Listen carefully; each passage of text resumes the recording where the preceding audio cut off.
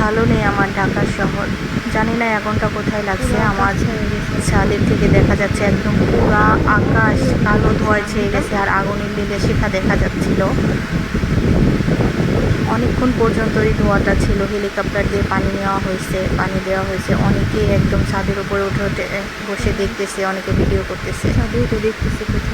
আল্লাহ আমার দেশটাকে বাঁচাও, আর যারা আন্দোলন করতেছে তাদের তুমি হেফাজতে রাখো, সবাইকে তুমি ভালো রাখো, আর ওদের মনের আশাটা পূরণ করো।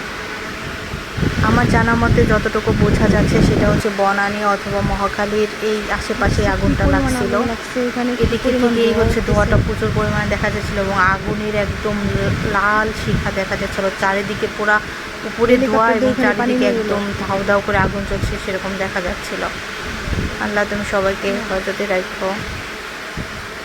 আর ছাদ থেকে শুধু চারিদিকে ধোঁয়া ধোঁয়া ওরা দেখতেছিলাম, কিন্তু আগুনটা মূলত কোথায় লাগছিল সেটা আমরা অনেকেই বুঝতে পারিনি। তবে ওই সাইডটা বনানীর ওইদিকেই পড়ে বা মহাখালীর ওইদিকে পড়ে, এইটাও বোঝা যাচ্ছে। কিন্তু এত পরিমাণ ধোঁয়া, এত পরিমাণ আগুনের শিখা দেখা যাচ্ছিল, সবাই মানে আমি নিজেই ভয় পেয়ে গেছি। বর্তমানে নেটওয়ার্কে এত পরিমাণ প্রবলেম দিচ্ছে, আপনার যেখানে নেট তো বন্ধ করে দিচ্ছে, কিন্তু ওয়াইফাইয়ের প্রবলেমগুলো এত পরিমাণ দিচ্ছে। একটা ফেসবুক বলেন, ইউটিউব বলেন, কোথাও সমানভাবে ঢোকা যাচ্ছে না।